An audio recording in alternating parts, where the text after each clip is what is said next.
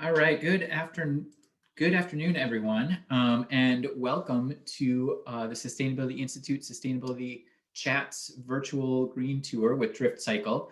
I am Casey Meehan. I'm the Director of Sustainability and Resilience at Western Technical College in La Crosse. And I also work alongside Carrie Thompson, who's in the background here with Sustainability Institute, pulling all the, doing all the stuff behind the scenes here to produce all this programming for the Institute. The Sustainability Institute is a 501c3 that's located here in La Crosse, Wisconsin, with the mission of celebrating sustainability efforts in our area. And we really want to help people paint a positive vision of what a sustainable future looks like in Driftless region. So before we get going today, just a few matters of housekeeping. First of all, in order for this all to run smoothly, please keep your cameras off and your microphones muted. We will be monitoring the chat box. So if you've got any questions or concerns, please type it in the chat box. And to access that, you can just click on the little conversation bubble that's located on the toolbar of your Zoom screen. The tour today takes place outside. And so, well, we really tried to get a good Wi-Fi signal, as good a connection as possible. At times, the discussion might get a little bit glitchy, or it might be a little bit hard to hear. So just thank you in advance for your patience with that. And just so everyone is aware, this chat will be recorded and will be available on the Sustainability Institute website in the next couple of days. So if you've never been to one of our sustainability chats, the general plan here is that after just a really short intro, our guest will give a tour or a presentation of about 25 minutes or so, and then we've got about 10 or 15 minutes for Q&A after that. So again, if you've got a question, put it into that chat box and we'll feed those to our speaker when the time comes. So sustainability is about helping all people thrive.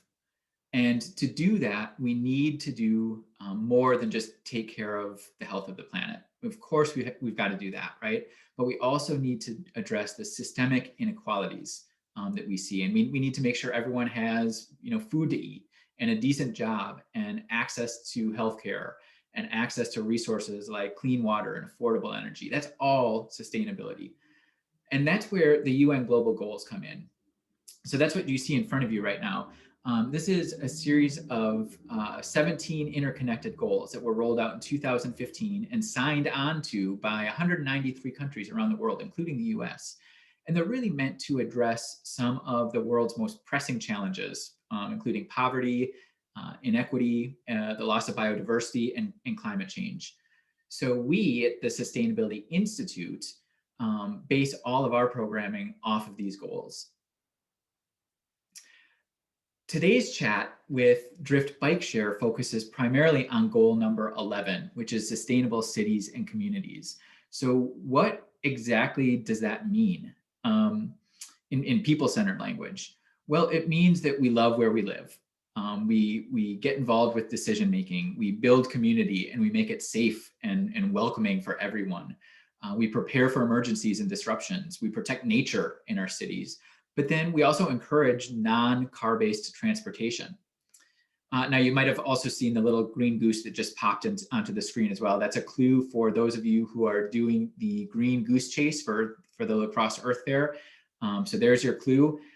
Those of you that are not doing the green goose chase and you're wondering what the heck I'm talking about, stay tuned. At the end of the presentation, we can talk a little bit more about the green goose chase. So maybe you've seen bike sharing in larger cities. Minneapolis, I know, has one, Madison, Milwaukee, Chicago. Well, now La Crosse has one, and we are so excited that it's here. It's called Drift Cycle. And this La Crosse bike share program is really meant to be a solution for those who want to take quick rides under 30 minutes around downtown, rather than taking a car to do some of your errands and just getting around town. So today we're joined by Jacob Siamis and Carolyn Dvorak. Jacob is the president of the La Crosse Neighborhoods, Inc., and that's the umbrella organization for cities, for the city's neighborhood associations. And Caroline is a committed community biking advocate.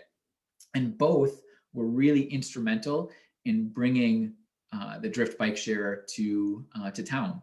So Jacob and Caroline are going to be sharing a bit about the story of how Drift Cycle came here, how it came to be, and how you can participate in it. In just a second here, you're going to see a poll pop up on your screen asking for a bit of information. And really what we're interested in here is what you'd like to hear more about regarding Drift Bike Share. So please respond. It's totally anonymous. And it's going to help Jacob and Caroline figure out how to best tailor the content today to you.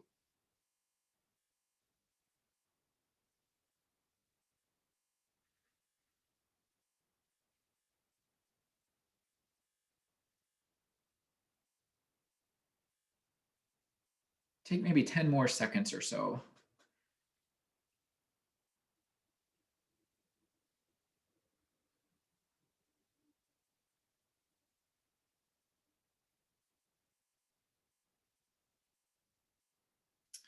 All right, thank you. It looks like, Jacob, I don't know if you can see it or not, but it looks like the majority of people, nearly 70%, really want to know how to use Drift Bike Share. And then second thing that people are really interested in is where the bikes are located. So those are so the top two, with the third one being how does bike share benefit the community? And very encouragingly, it looks like 68% of you have seen the Drift bike share racks around town. So that's a great start. So thank you for the information. And Jacob and Caroline, at this point, I'm going to turn it over to you. So take it away.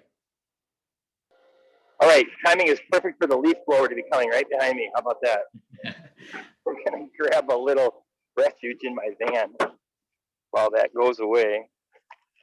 I mean, that literally just started. That's life of a bike share person. You want to just video me through the car? We're not going to use the video of me right now. Welcome everyone, Drift Cycle. We're so happy to be a part of this. It's great that Western and Sustainability Institute is a sponsor of this project, and we wouldn't be here without them. LHI, the Cleary family, Hampton, Courtyard by Marriott, City of La Crosse Parks, Rec and Forestry, Western, I mentioned, Explore La Crosse, La Crosse County, La Crosse MTU, La Crosse Area Development Corporation, the Chamber, Downtown Main Street, Landmark by the Rivers, and the Bicycle Pedestrian Advisory Committee of La Crosse. Just a wonderful group of partners. Next slide, please.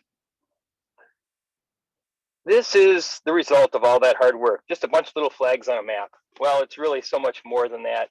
And I can tell you that it's been a great experience just getting started. If you look at the next slide, you'll see some of the infrastructure that's been placed around town. And some incredible designs on the bikes too. The ads for these sponsors is another great benefit, getting a message out to the people who need it most in our community. These signs telling us how we can best interact with this kind of a system. Next slide, please. What that results in is beautiful places that we can access from a system like this. And next slide, the beautiful faces in those places. One more, please. There's a couple famous folks in the community enjoying their first ride on Drift Cycle. And through this experience of the first couple of weeks, we've already encountered some things that just surprised us, things we didn't anticipate happening so soon. But maybe thought in our planning process would occur. Next slide, please. And one of those is a pop-up event that just happened the very first week. Some people set up an event, invited others, and did some things around town. That was something we had no control or involvement in. And then someone locking their bike up to our rack. And that is something we wholly encourage. And we wanted to get racks that we thought would be welcome in the community. And that's why we got racks that were recognizable in our community. So we're really proud about that. Next slide, please. Getting here was a big part of many people's vision. And you can see the acknowledgement list here is long. The result of many really years of planning to create this bike share feasibility study is what created the foundation for our success. So I want to thank all the people in this list without naming them individually for their instrumental role. We know plans are not always the most welcome part of a project, but they are essential to make sure something like this has success. While I was involved in a limited role in the planning, I really became more involved in sort of the doing and the implementation process. Some of the things that came out of that bike share feasibility study were maps of a lot of kinds. So let's go to the next slide. Heat maps and census tract maps, all sorts of studies to decide where this could go. So you can imagine the intentionality behind something as simple as just putting some bike racks and bikes around town. And that really gave the confidence of our sponsors that we were doing things the right way. Next slide, please. And they started with some concepts of what a phase might look like for bike share in this community and what would that really relate to. We often think about the ideas and the vision, but can we really do it boots on the ground? Can it get done, and what will it look like in practice? Next slide, please. And thankfully, these 4 partners, these institutions got together to see, how can we get this done? La Crosse Neighborhoods, that umbrella organization for the neighborhood associations, the county, the city, and Beer by Bike Brigade. And together they formed what the concept might be of achieving that goal. Next slide, please. Drift Cycle is a community bike share project and an integral part of the transportation network, offering an easy-to-use, affordable bike rental program for residents, commuters, and visitors that contributes to the health and vibrancy of the community. A lot of people can get on board with that. Together, the partners plan to encourage cycling through bike share, hosting events, providing education, and improving access and safety. And as we did before, and we do now, we always welcome additional partners and community members interested in joining the effort. Next slide. Specifically, some of the benefits we've identified in developing where potential sites could be in the future for bike share and are currently: contributing to the vibrancy, the flexibility of transportation, addressing road congestion, parking competition, and greater safety for our bicycle pedestrian network. And when you look at this map, it looks pretty dense, and you can see lots of possible sites. These are places that we identified potential sponsors and needs in the community from that earlier feasibility study. Next slide. These are those partners that we want to thank once again, and the people who have really been pioneers in making sure the bike share system comes to La Crosse. All right, leaf blower is gone. I think we might be in the safety zone here. Let's go live to a video. Can we do that? All right, we're here at a station, and we're going to show you how easy it is to take a ride. So to do that, I'm going to open up my phone and go to my Colony app. And we've got a short video to show you how to do that right now. Terry, can you cue up the video, please? So you want to rent a drift cycle for the first time? Great. First thing you're going to need to do is go to your app store and download the Colony app, and that's spelled Koloni. Go ahead and install. We recommend that you install where you're connected to Wi-Fi before you get to a station if you're able. Once you open that, it's going to ask you to agree to some terms and conditions, and then allow access to from the app to your phone on a few different things, photos and pictures, which we'll need to do when you take a photo of your bike at the end of renting. So I'll say while using the app, your location, which is necessary throughout your ride, again while using the app, and then photos and files, got to allow that too. You can sign in with Google, but let's try another option. Let's try using an email. We'll use the Drift email, hit next, and then it's going to send a link into your email to sign in. Let's go ahead and hit open email. There it is, confirm email. Go ahead and click confirm, open it with the app, and there you go. Next thing you do is add your credit card and debit card information. It is necessary for every ride, even if you have a referral code. We'll talk more about that soon. Thank you so much. Awesome. that's how you get started in the app. And the next thing is to use the bike and get out and ride. So I am just going to go to my Colony app, and I'm going to hit this unlock button so that I can reserve an asset. Now I'm a member, so I'm going to use that same payment method, and that just accesses my membership. And then as simple as can be, you're going to use the scan to unlock. And it applied my membership just like that, my 30-day plan. Now a 30-day plan gets me unlimited 30-minute rides for free for 30 days. Go ahead, hit start rental. I'm excited, I need a bike ride today. Might be cold, but my heart is warm. All right, that magic sound you heard was that lever going up, and now it's ready to ride. Some really nice features about this bike that I'll point out. It's got a big sturdy kickstand with 2 legs. I'm gonna kick that up. It's also got an adjustable seat with a little lever underneath here. It's pneumatic, so it goes up and down. And I can adjust my seat height. I like it nice and tall. Oh, I put this away here. Got a bell, brum brum. 3 gears, front and rear hub brakes, which is really nice. I got a front light that's powered by the hub, so I never need batteries. Got nice full fenders to make sure that nothing off the road gets on my clothes. I like that. Basket to put my junk in. And I'm off for a ride. You think you can track me, Carolyn? You have to keep up. Ready to run?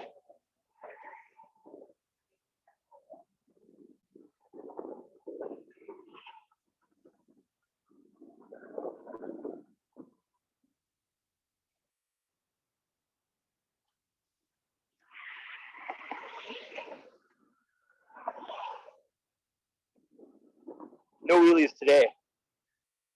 But let's say I want to stop for a cup of coffee and I want to take a break. But I don't want to end my ride at a rack. I can go ahead on my app and hit this pause, which says lock. And it says locking, please wait.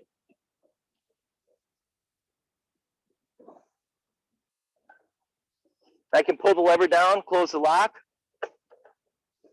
just like it says.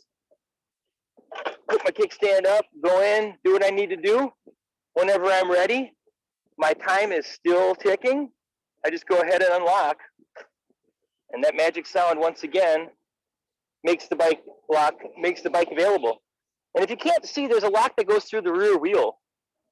We have on order some cable locks that'll allow us to also attach it to other areas. As we know with supply chains right now, we've been really limited, and we expect them in the next month or so. So I can continue my ride. My clock is still ticking. When I'm done, I'm going to bring it right over to a rack, and it's geofenced so that it knows where I am when I'm there. I can go ahead and hit end ride. You can see I rode for 2 minutes and 27 seconds. Slide down the lock. Listen for that magic sound that tells me I can go ahead and push the lever down. And just like that, I'm done with my ride. It asks me to please capture an image. That's a way of the company being able to track where assets were when, if something should happen. We can see where the last user was. And then I get this nice rental summary. Couple minutes, 0.01 miles, not too impressive. Tells me I burned 0.4 calories. Well, I don't know if it knows my BMR, if that's really accurate. But you get the sense of how powerful this app can be and how useful it can be too. So I hit got it. Wants me to rate the app, but I just want to let you know that I can see my rental history anytime. You can see how much I've been using the bike lately. See how often with start and end times. So you can get a sense of your impact by using the bike share system. So that's it, plain and simple. We're so lucky to have this available. Now on the back end is really pretty impressive. The amount of information that we as sponsors have available from the bike share system. Things that we can use to manipulate the system in a positive way to meet our goals. We want to see the usage. What stations are getting the most use? What times of the day? What types of events? Things of that nature. So we can balance the system, adjust the pricing, so that we can maximize its use and make sure that it's having the greatest benefit in the community. We're so lucky to have that. And if you can imagine the way that we can share bikes, imagine that maybe we could share other things. And this Colony app has that functionality. They've set up boat sharing before. They've set up recreational equipment sharing. Imagine the usefulness for a business to set up a locker for people to drop off and pick things up. So sharing is really a part of sustainability, and it's a great time to be thinking about this during Earth Week. So we're so lucky to have this system. Let's go ahead now back to our slideshow presentation so I can talk a little bit more about what we're doing as a part of Drift Cycle.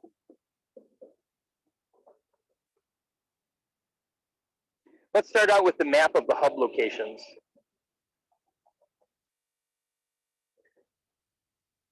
If you see there, you can see the 8 stations that we currently have.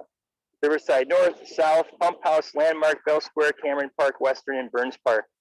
We're so fortunate that the Parks Department and these entities provided space for us.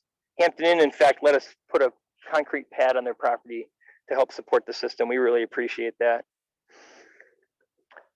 Also embedded in seeing this map is understanding that we have other points of interest in this community if visitors come to visit us.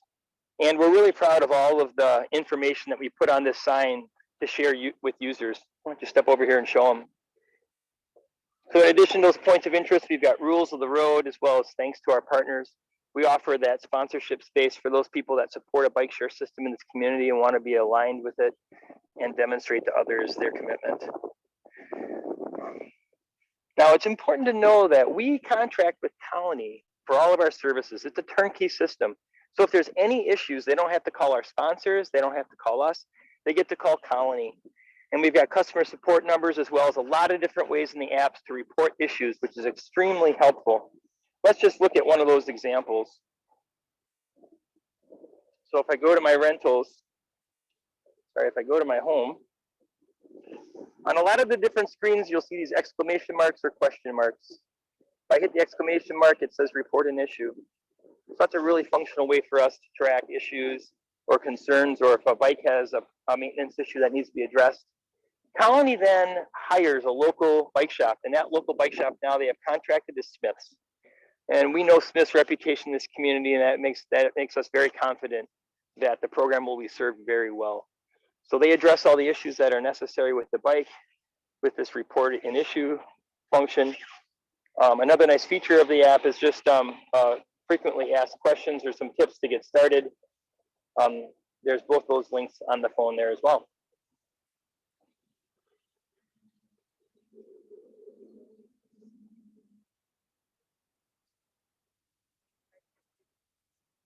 What's that?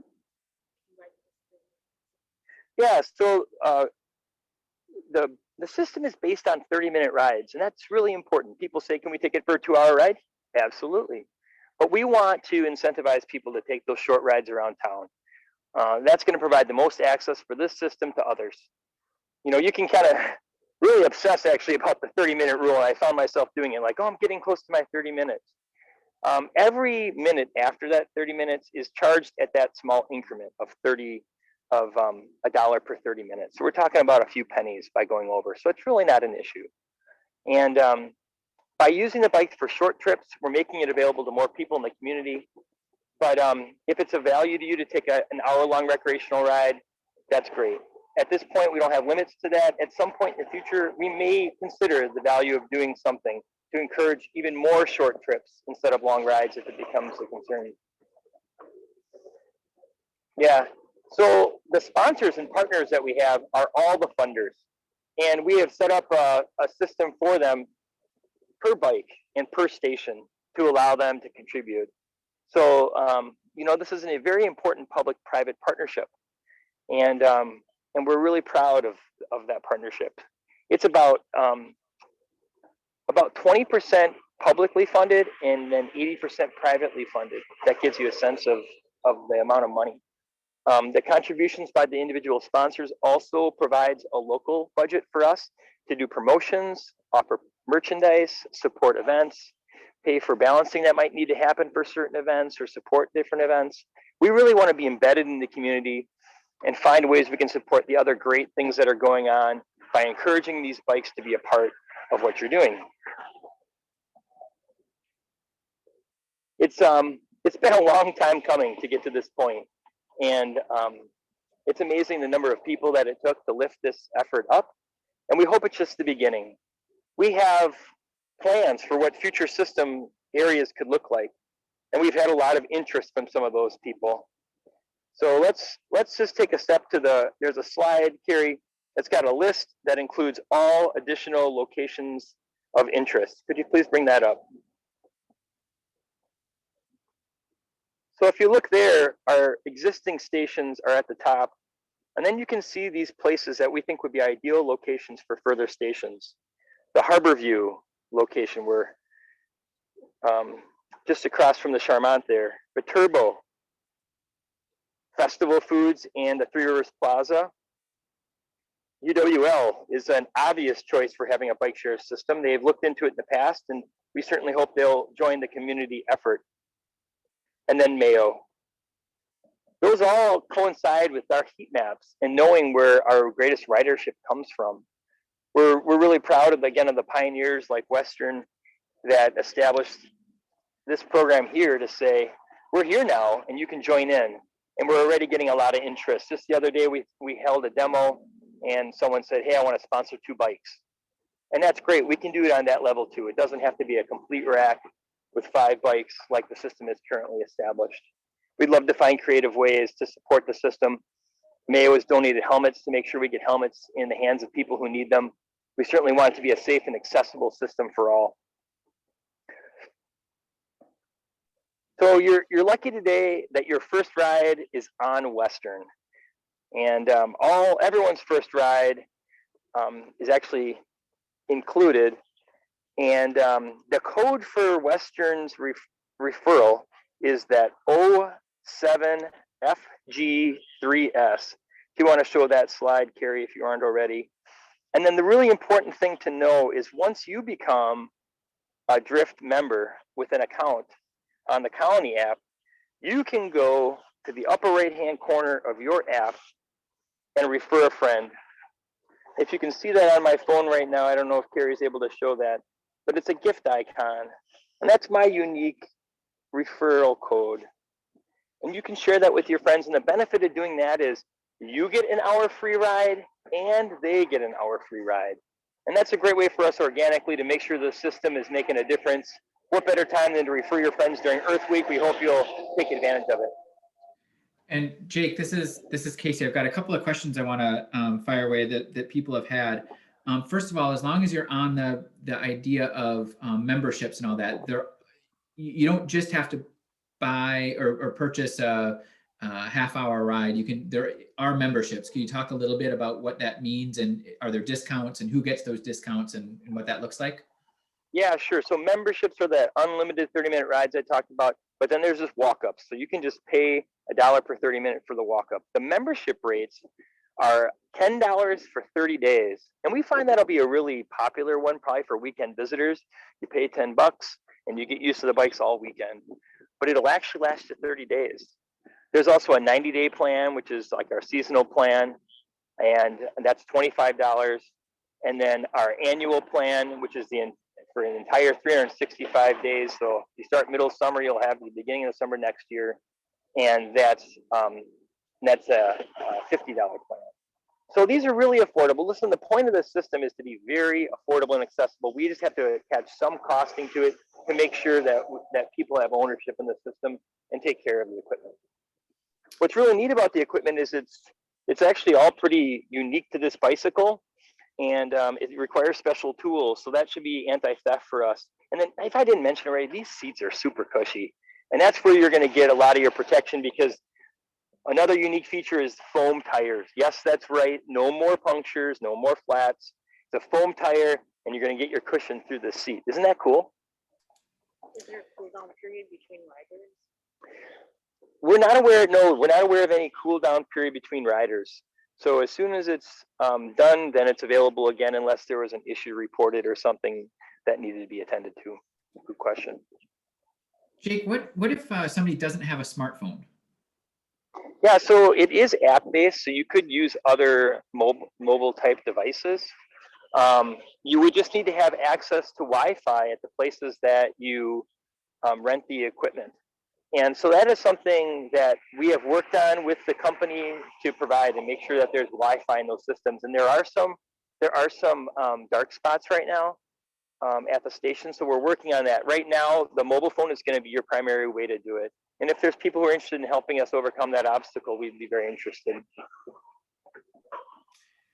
And how about just logistics wise, how do you know if a bike is available at any given spot? It's really cool. You know, it's just, I mean, it gets to be a little addictive, I'll warn you. But I can kind of see where all the bikes are at any one given time. If I zoom in on the app, it'll tell me, okay, right now there's 5 bikes over by the landmark. There's 5 here at Western Technical. That jives. I know there's typically more down by Riverside Park. There's 8 right now because a lot of people have been using it. That's our most popular location. Actually, Western is right behind that. So it does give you a sense of whether they're there. You can't reserve them in advance without being by the bike. There are some systems that have that functionality, but this one here is first come, first serve. And then what happens at the end of the day when there's 10 bikes down at Riverside and nothing at Burns Park? Sure. So that's the responsibility of that operations team. Smith would be that team to evaluate, is that a good place for 10 bikes to be? Maybe that's the perfect place for that many bikes. Because we know there's a lot of use at that time. But if there's a balancing needed so that there's more available assets in certain locations, then they do that nightly. Could you explain that a little bit more? Like what do you mean they do? Somebody comes around and takes bikes, or how does that work? That's right. Yep, that's right. They will actually come around with they can ride them. And I know they've talked about having students from local schools help with that. And in some communities, they have bike angels to do it. Right now, it's pretty early in the operation, so it's really defining, I think, how they want to accomplish that. But yes, the bikes will get balanced in order to meet that need. Question about helmet use. Traditionally, helmets have been encouraged on all systems, and what we find is some riders will choose not to use helmets. There's certainly no helmet law or requirement. But we know it's an important part of safety, and that's why we're doing a helmet giveaway to bring out that awareness in the community. And that's really about all we can do in some cases. Right now, the most important thing is promoting the use of the bike. And then if you look at our rules of the road, indicating some of the safety things that they can do while they're riding. Could you review this one more time, Jake, about if there's a problem with the bike? Or there's feedback for Colony or for the bike share. How do people go about giving that feedback? And what does that look like once you do it? Great. Yeah. Again, it's not calling Drift locally or the sponsors. It's telling Colony directly. And in the app, there's this exclamation mark in the lower left-hand corner. And when you hit that, it says report an issue. Having troubles, tell us about it. You can associate it with a specific bike rental, like I can pick an actual bike I used, or I can just describe the issue generally and submit it that way. But that's a wonderful way to track it, and that's really what we all need to do. In fact, if I have an issue with the bike, I'm not emailing Colony directly. I'm using this report an issue, so it's all in one place. And what a really great way to manage that. Really powerful tool for us. Does that answer enough? Is there any other details? Okay. So from when I travel around, I'm sure other people have had this experience as well. You go into some cities with bike share and you see bikes all over the place, right? They're just sort of littering the sidewalks, and they're just all over the place, right? There's no control over sort of where they go. How is this system different? So how are we sort of making sure that the bikes get back to where they have to go and they're not blocking people right away? Right. Well, this is a hub-based system, and it has a geofence around it. So in order for you to end your ride, you're going to have to be in that area. Right now, the geofences are pretty large while we're sort of fine-tuning the system, but they'll become narrower and narrower over time. So there's probably areas within this, 20-foot radius that would all be included in the geofence, but that allows you to end the ride. You can pause anywhere but not end. And then if for some reason a bicycle is located outside of a geofence area, then the operations gets an alert, and they're able to come and return the bike to its hub location. You are charged a $10 fee for not returning it where it belongs if at the end of the day you haven't ended your ride. The hours of the system are 5 a.m. to 10 p.m. Outside of those hours, then the bicycles can't be used. That allows the team to do the balancing and the maintenance that are necessary nightly.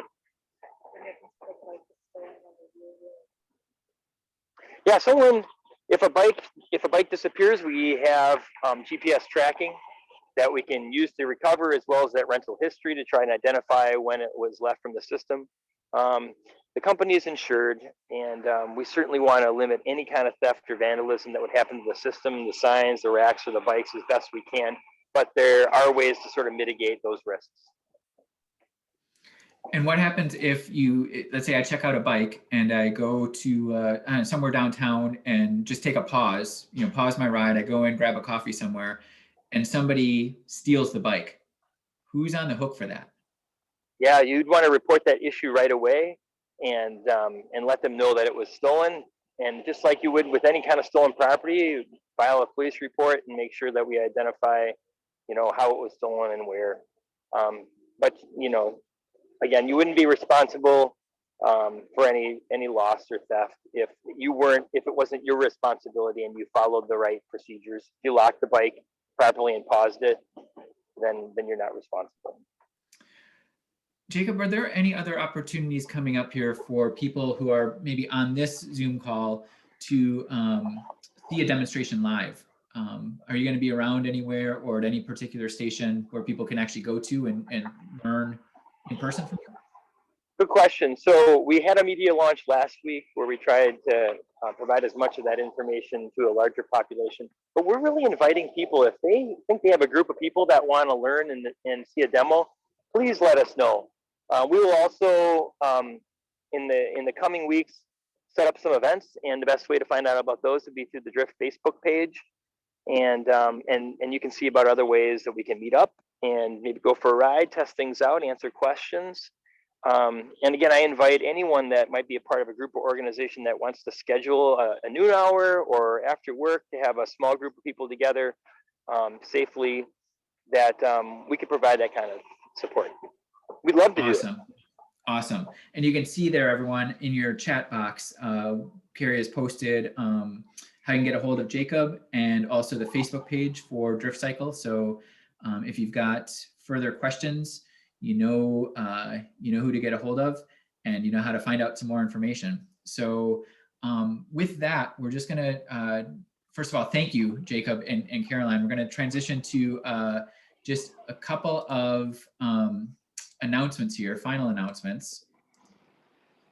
So first of all, if everyone could just take a moment, we really want to honor people's time and have you out of here by 2:45, like we said. So if everyone could just take a moment to take the brief, again, anonymous survey on your screen about your experience today. This will give us some good feedback about our programming. Again, it's completely anonymous.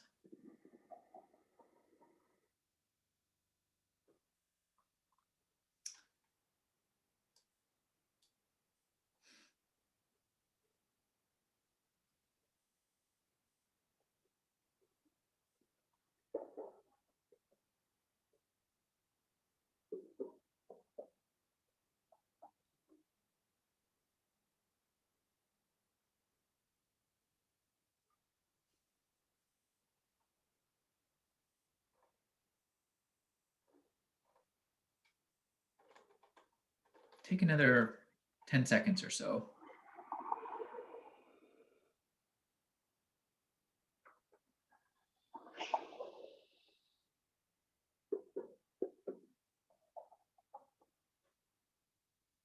All right, great. Thank you so much for that feedback. This is a really big week for the Sustainability Institute. We are right smack dab in the middle of the La Crosse Earth Fair week, which, as you probably know, used to be a live event. This year we're transitioning, or it's a virtual event. So a really big thank you to this year's legacy sponsors for the Earth Fair: Paul East Tri Foundation, Dairyland Power, Gunderson, Olson Solar Energy, Franciscan Sisters of Perpetual Adoration, Larson's General, Western, Mayo Clinic Health System, and Smith's Bike Shop. And there are still lots and lots of great ways to get involved this week in the La Crosse Earth Fair, including the Go Green Kids Eco Activity Challenge and the Green Goose Chase, which I mentioned a little bit earlier. That's a team-based activity where you earn points for completing missions around La Crosse or in your town. And if you complete enough missions, you'll earn a chance to win some great prizes. So we definitely encourage you. It's not too late to sign up for that and to start doing some missions. We've had a whole lot of fun with it so far. But to learn more about any of the activities, and there's lots and lots of activities going on this week, please check out the calendar of events at earthfairlacrosse.com. And I think we'll also, that's also posted in the chat box. Free programming like this simply wouldn't be possible without our sponsors, so and without member support. So if you like what we're doing and you want to help support this vision that we all have to bring about a cleaner and safer and healthier and more vibrant Driftless area, then please do consider becoming a member. We've got a variety of membership levels. So you can find one that fits that's you're comfortable with and become a member today. It's super simple. Just go to sustaininstitute.com and click on become a member to get started. And that really brings us to the end of this sustainability chat. So right on time. Thanks again to Jacob Siamas and Carolyn Dvorak for sharing Drift Cycle with us today. And thank you to everyone here for joining us. We'll see you in May when we tour the award-winning Integrated Technology Center on Western's campus. So till then, everyone, get out there, enjoy a ride on a drift bike, and we'll see you out there on the road.